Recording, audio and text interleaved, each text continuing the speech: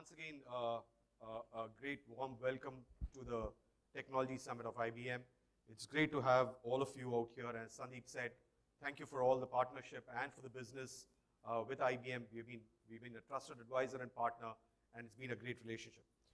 So Sandeep really kicked off in terms of, and then later Ashutosh tuned on in terms of what pandemic did, what are the priorities, hybrid cloud, touched upon various aspects of business, and some of the predictions what Ashutosh really put across, and there were a lot of them, right? There were a lot of them, and probably it will take some time to absorb them, but what we translate in terms of predictions and how IBM is developing as a strategy and leading in this changing world, right?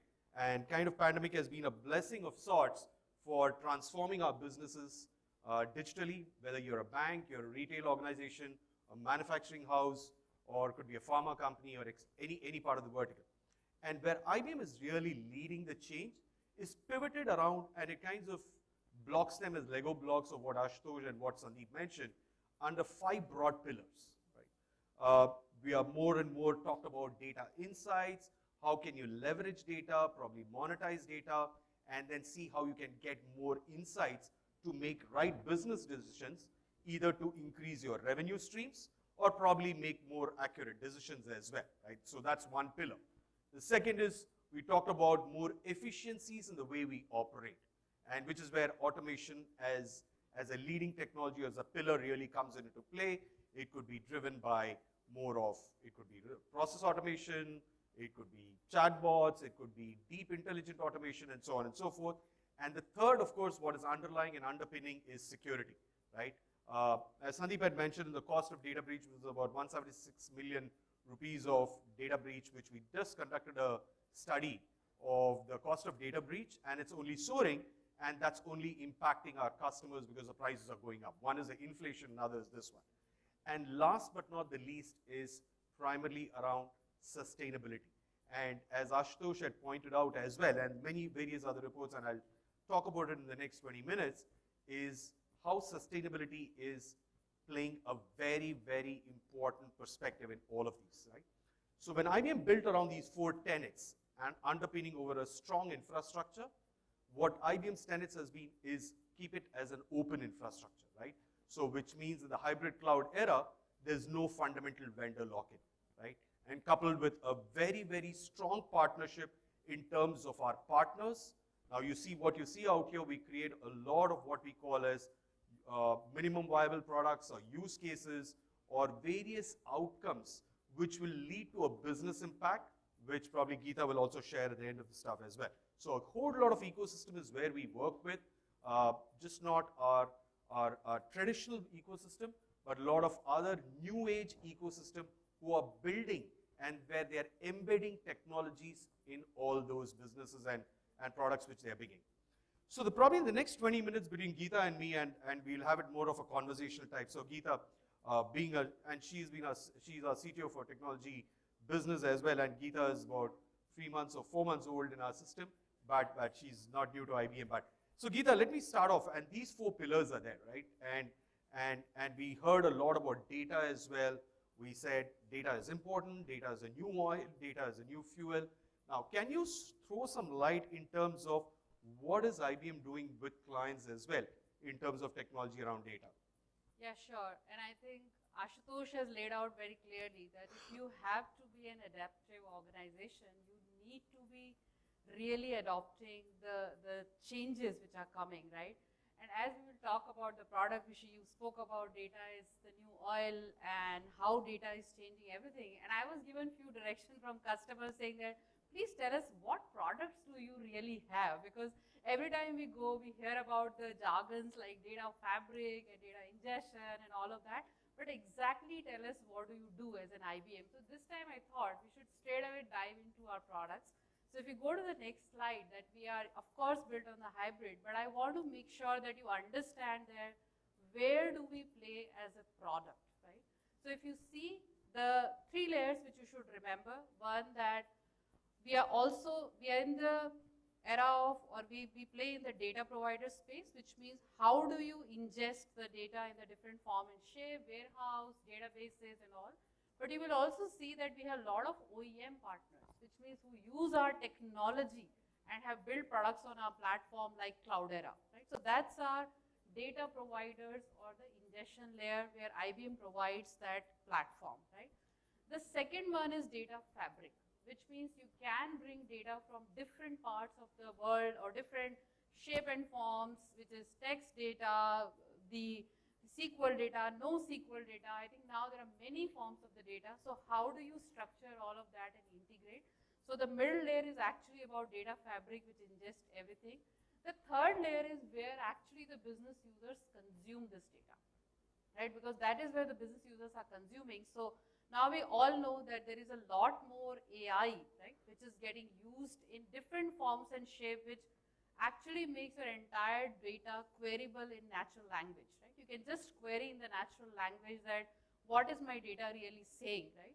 You can just maybe, I think many times I also mentioned that now we don't know, but many of our colleagues are actually bots, right? They are HR bots, they are IT bots, we just don't know whom are we interacting with. So that's a one layer we operate with, which is Watson Assistant, Watson Discovery, which allows you to do all the conversational thing with the data, that how do you converse with the data. The second is, of course, around the fraud protection and how the governance of data plays, where we have the product like OpenPage. The third one, I think most of you know about it, the two primary products in the analytics space. One is the Cognos Analytics and second is the Planning Analytics. So three things to remember: data providers, data fabric, and data consumers. Of course, if you see the underlying platform, it shows and re-emphasizes the point you spoke about, that we are available on each and every platform, which is public, private, whatever you choose to run our platform. That's great. That's great, Geeta. In fact, irrespective of whichever, that's nicely said. So irrespective of whichever journey, life cycle of journey of the data you're in, whether it's being collecting of the data or organizing of the data, infusing, predicting, analyzing, and so on and so forth, at every layer of the data lifecycle journey, you have technologies adopted. So you could be in any part of the lifecycle of the data journey, and you would have technologies from IBM which can do it. And probably we'll share one of the examples as well, which we did pretty close home in Delhi itself, and Maruti has been a flagship brand where we almost all the connected cars today, Suzuki with the Suzuki Connect, we connected the cars which come from various sources of data with every car you buy, and that's why this entire data fabric implementation was done jointly with IBM Consulting and our IBM technologies, all the technologies what Geeta spoke about, right? So this is one of those examples. There are innumerous more examples as well. Probably we can chat that offline. So that leaves us the next question, Geeta, is one is we touched upon data. It's great. We have insights. We do data warehouses. We do data lakes. We do connected cars. We do a lot of other stuff as well. But then next comes is building in efficiencies, right? There are bots, as you said. Bots is our next friend.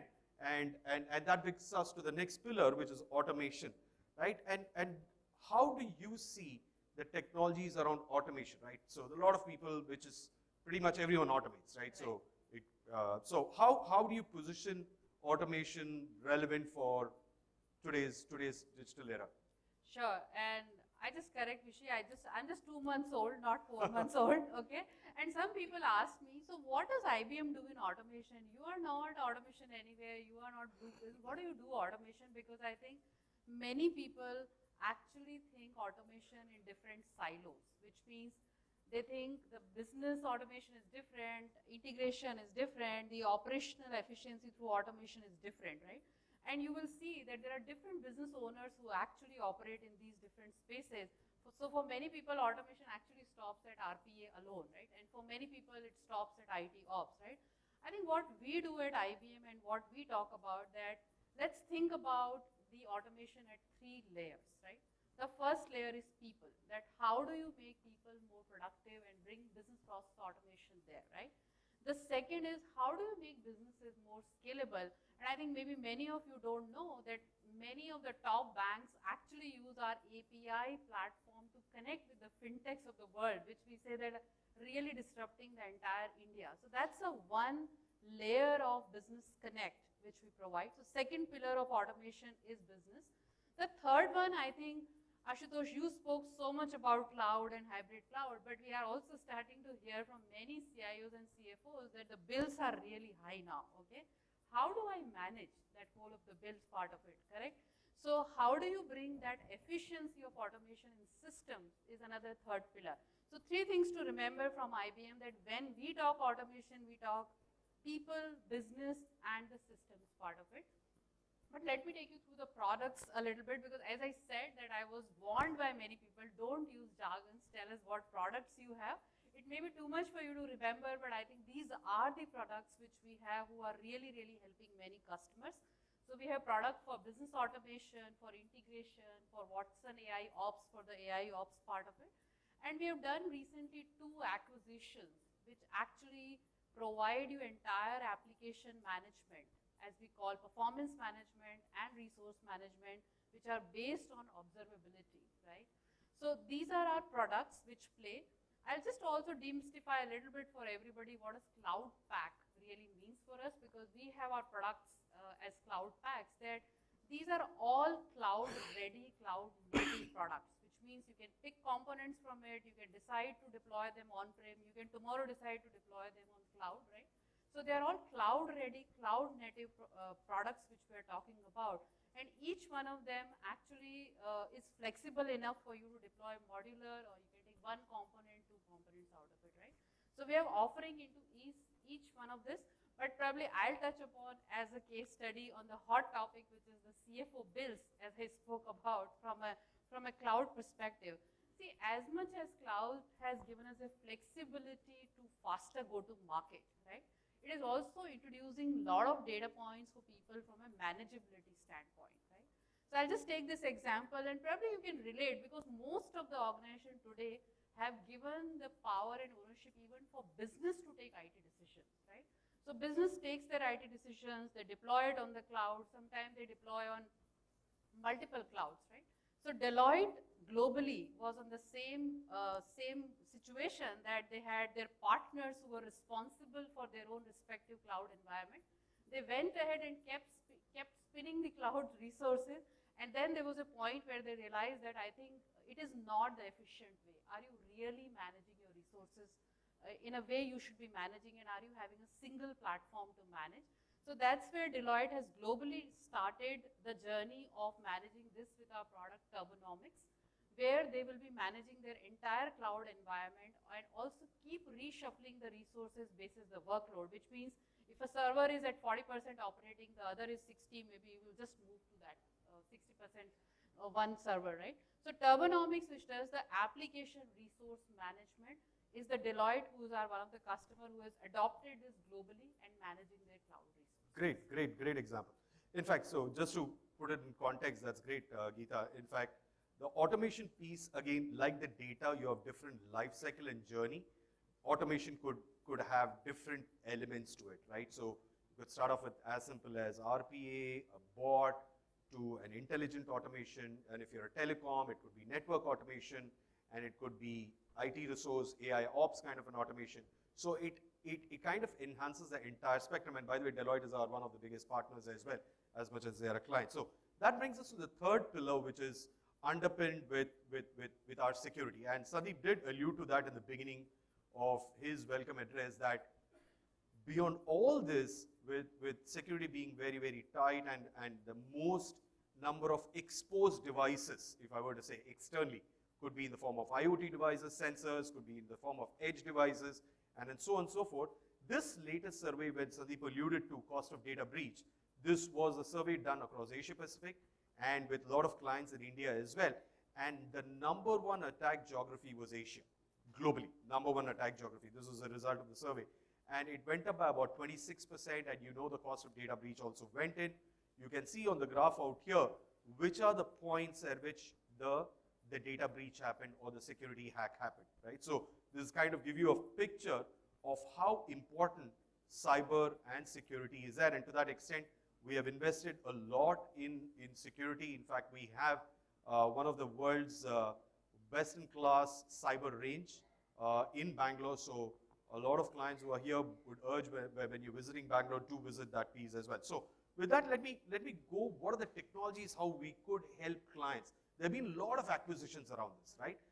We've seen acquisitions in the SIM area, in the SOAR area, and now we are seeing the surface attack management systems XDR, zero trust, so many things going around. So why don't you just give a flavor of where we are on the security portfolio? Sure, and I think most of you are familiar with the zero trust, right? I don't have to talk about that much, but I think essentially two parts of the entire security, and you will hear from our experts, our customer and Pradeep who are sitting here, who will talk more about security. I think two distinct areas to remember how we operate in security. One is the entire threat management, and another one is the digital trust, right?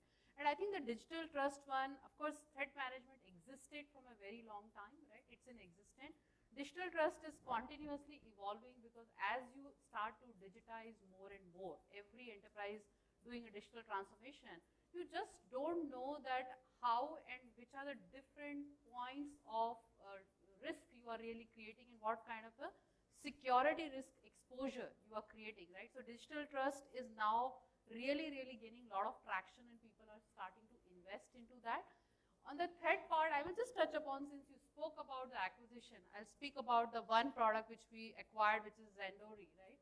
Which is in the area of attack surface, which can actually figure out, and I'm again taking cloud example, because cloud is, and digitization is actually infusing a lot more problems as we go into it, right? So when we acquired this, and probably this is maybe only 2-3 companies worldwide who do this job of attack surface, that if your business is continuously investing or continuously spinning off cloud and not really consulting IT, not following all the norms from a security standpoint, how do you keep doing discovery on your own? You don't have to really do codification of this, saying that, okay, when the server comes, what happens? I have a product which can actually keep doing discovery, saying that if somebody has bring up a server which is non-compliant, can I just put an alarm around that, right? So Randori actually does that kind of a job for us. So we are fully catering to the zero trust from a security standpoint, which involves threat and digital both. Great stuff. In fact, just to add to what Geeta said, in fact, if you just go to the Randori site, you can actually go and check, put the email. There is a test, I suppose. I'm not sure. I saw it about a few weeks back, about a month back or so. So put your email ID, you'll know how vulnerable your mail is, right? That's kind of a small test out there. And that's become increasingly important because of a lot of edge devices which are coming into play, right? So more exposed to vulnerabilities or cyber threats. And similarly, the IBM Verify, which is an authentication thing. So one of the great examples, and this is one of the examples where we manage the entire security portfolio and operations of a large public sector bank. I can say banks, if I were to say, pretty much most of the private sector banks in India, large public sector banks, and many of them where the end-to-end security posture and the services maintained along with the technology. So it's a combination of both. We also do it in a lot of manufacturing concerns and some of the insurance organizations there as well. So which leads us to the next one, Geeta, in terms of the next pillar, which is the sustainability, right? While probably about 12 months back, cyber was pretty much on the top notch of the agenda of every boardroom discussion. Almost every boardroom discussion, irrespective of the size of the organization, irrespective of the business you operate in. But now, and Ashutosh really alluded to that as well, that sustainability has kind of surpassed the discussions over security. They're like going neck to neck. And thanks to the lot of focus, which just not organizations, but nations are going through this, sustainability is one key agenda. And this is from one of our latest global CEO study. All CEOs are facing immense pressure at a huge level of urgency in kind of acting upon sustainability. And you will hear from us, expert speaker, in another couple of minutes from now, of how we are building technologies and how sustainability has started taking as the #1 position. And it's again become a boardroom discussion, right? While it's all been a blueprint thus far, yes, we need to have a zero carbon footprint, we need to do that, but now is the time to convert that dream and the blueprint to reality, right? And that's where sustainability and technologies are coming, and great acquisitions out there, Geeta, as well. So why don't you kind of throw some light on the portfolio of sustainability, what we do, because it's just not about having green, or whenever I look at the Terminal 2 building of Bangalore Airport, we talk about the sustainable airport. It's just not about greenery, right? But more than that. So So thanks, Vishy. And I think this is also a subject which is close to my heart, because I think we all are now also responsible citizens, right? We're just trying to see as a socially aware citizens that where can we really minimize the carbon footprint? I think that's the number one goal all of us are working, so that we can actually have a clean planet and a better planet on which we are living, right? So I think three things I will talk about how we do. One is, I think it's very important, and we are helping our customer to have an overall sustainable strategy, which means really figuring out where they are today, where do they want to go tomorrow, and what are the pieces of efficiency or improvement which they can really bring in, right?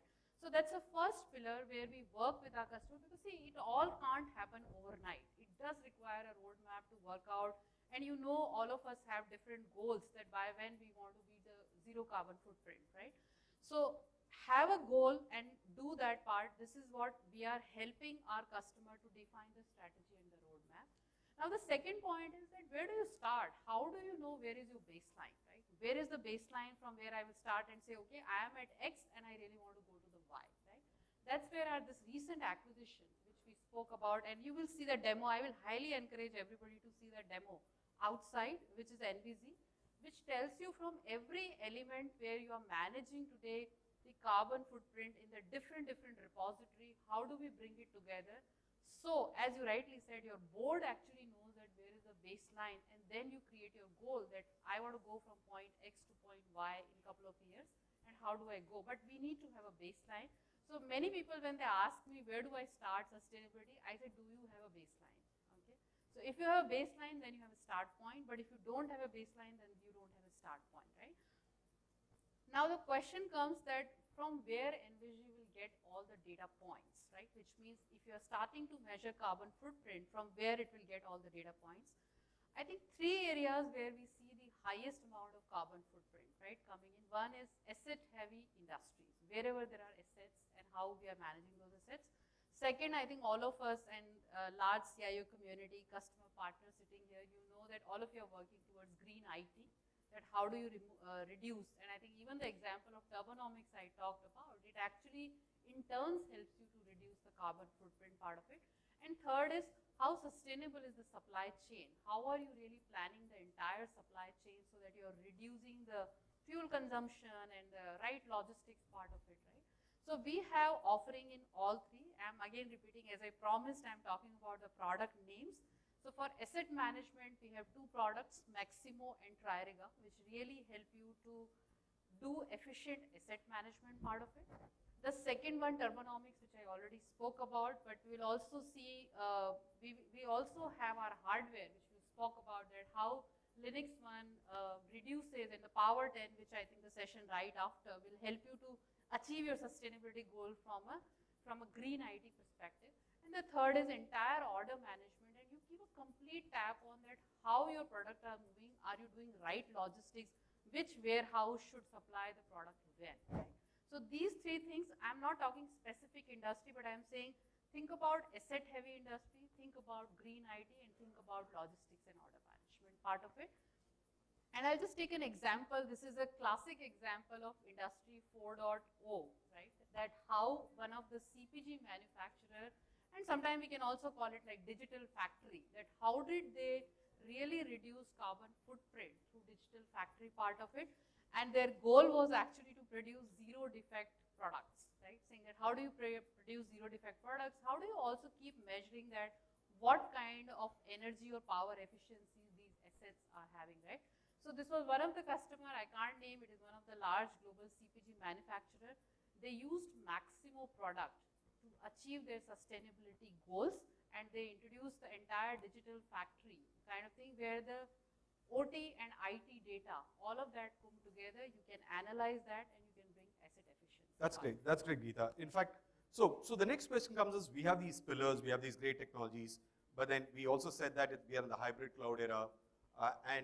When I started off, I said that it's an open platform, right? So yes, fundamentally no vendor lock-in, right? Yes. So with that, now you've got this great technologies, clients are excited, we have a lot of use cases, but where do they run on, right? Yes. There has to be a robust and open infrastructure to really run all this stuff. Right. So why don't you just throw some light on the infra part of it?